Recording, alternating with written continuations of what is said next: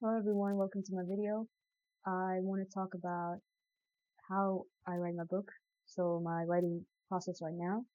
And I usually don't really have much plan when I start my video, but today I just wrote it down and yeah, so just for the fact that I don't forget anything. But yeah, I just made a video about how I write, just like me sitting down and writing, just that.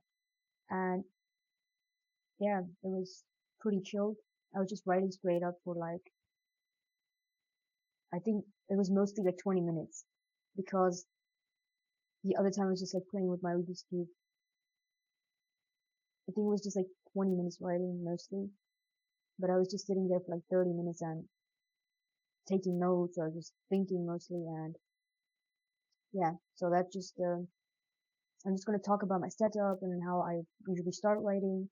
Then I'm going to, say how much I write and how I kind of balance thinking and working, how I kind of manage thinking and writing together, and my movie or music inspiration, and also my visualizer. And yeah, that's it. So my setup is mostly just my docs, like docs, and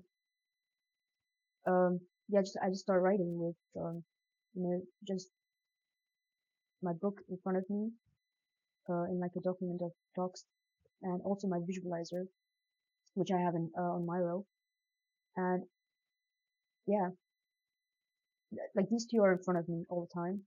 And well, I don't really usually have a notebook or a pen with me all the time when I write, but there's some days where I just want to kind of brainstorm, and that helps a lot with it. So whatever helps you, you can not really stake anything in writing.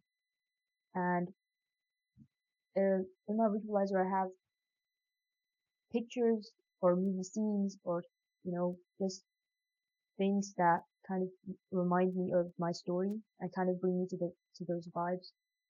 And, there are a lot of like movie scenes that I have kind of taken inspiration from, and also movie scenes that kind of bring me to the same energy as my book. So,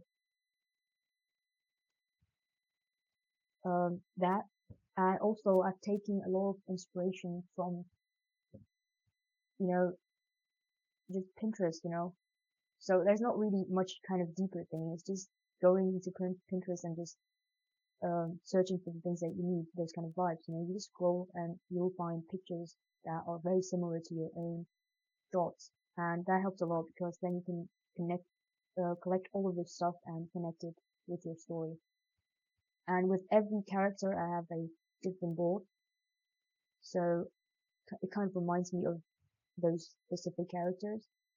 And sometimes also a specific scene has different boards, and it just helps me a lot with kind of going through the story and kind of making sure that every scene gets their own kind of attention, because if it helps me with like continuing the story, it is better to just it helps you a lot with imagination and with visualization.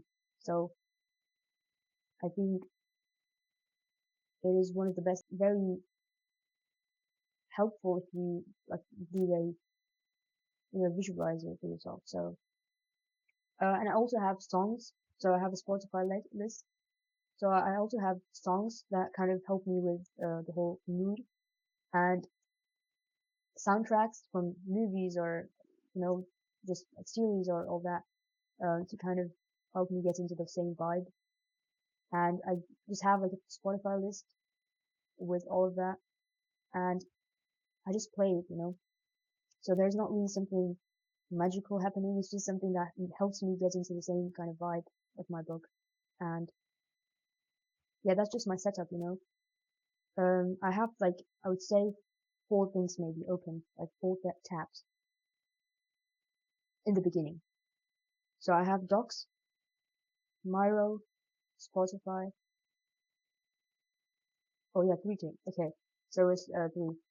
But then during the whole like writing session, if it's a big scene, like there, I don't know, like a lot of tabs open because I just like, Google a lot of things, and yeah, just I'm very open with it. But when there's like a very chill scene that I'm writing, I don't really usually Google much, so I just sit with it and yeah, just let the words flow and that is it. So, but yeah, just like I said, there's not going to be a lot of tabs open in like in the beginning of like my writing session, but at the end there's going to be a lot of tabs open. So it's kind of something that I can only control, you know. When I go into like a deep thought, kind of like a deep flow, then it's like those sessions are the best sessions. But yeah, so those sessions have the most tabs open, and I'm like writing um like fully kind of. But there are also like days where I just don't really have anything in my mind, and I just sit there and just write, and they're not really 600 words, just like I usually, you know, I would like to do. But they're maybe like 200 words, and yeah, I just sit with it because you cannot really force anything. Like in writing, you cannot really force thoughts. You can of course go out and like you know observe and like spend time in nature and all that. You might get ideas and all that, but some days it's just you with your words and you don't really you with your thoughts and you don't really force anything. So that was one of the mistakes I used to do back then. I don't really want to do it anymore because I just think that it might sound very fake, all of the words that you write, and it's better to just write whenever you want to, but do write. So yeah, and yeah, that's just how I start writing. So I usually kind of brainstorm everything in my mind, just write down all of it, and then I just then go in with, you know, kind of brainstorming more, you know, just kind of getting one thought out and just like going with it. And I don't really think I can really explain anything about it because it's just something so personal for each writer, and it is something that I don't think any writer can explain, I mean, how they write. So I'm just gonna say, um, yeah, so 600 words a day is kind of what I want to do always, but it's something that I usually don't hit every single day. So there are days where I hit like maybe 200 words or 400 words and I just sit with it. So there's some special days with special scenes and all that. Although I really want to kind of go into every scene with a feeling of, you know, a good feeling, but there are some days where you don't really have the energy to pay attention to every little detail in your book. And I do go through it afterwards, maybe day after or something. But yeah, at that day, you cannot really pay attention to every single detail. So I sit with it. I mean, what I mean by sit with it is just I let it be. And yeah, and I did want to write 800 words a day, but that was so much. That was too much. And I don't think that with the kind of attention span and all the kind of thoughts that I have right now, it might be possible. I don't really think so. So I would just, I think for me, the most important thing is just to write and get all of my thoughts out. And yeah, so words kind of matter to me, but also not really. So yeah, and how I think and write. So thinking versus writing, how I manage that. I mean, nowadays I think more about my story than write it, and I used to do it like vice versa. I used to kind of do the opposite back then. By back then, I just mean like few days ago. But I think I get to know more about the story when I just sit down with it and write. I mean, I think I can really get to know more about the story if I just sit down and think about it. And I don't really say it because I won't be just, I will like, just think about it. I mean, I do have my notebook and my pen and I can write it down. For, of course, I don't want to forget about it, but there are just days where you don't really want to write and you just want to think about the story and get to know more about the story. And that is kind of like a bridge for you to continue writing your story every single day. Because if you don't know the story, how are you going to write it? And there are a lot of things that helped me with getting to know my story more, which was just sitting down and thinking, and mind maps, and yeah, these two. So getting all of your thoughts about the story and thinking about it, connecting the dots really helps with knowing or getting to know your characters more, your stories more. So it's just something that I've learned in the past few days. So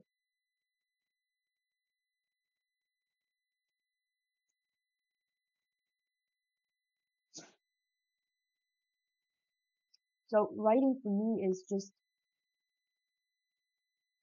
I cannot really explain what writing to me is, but it's definitely something that I love doing. And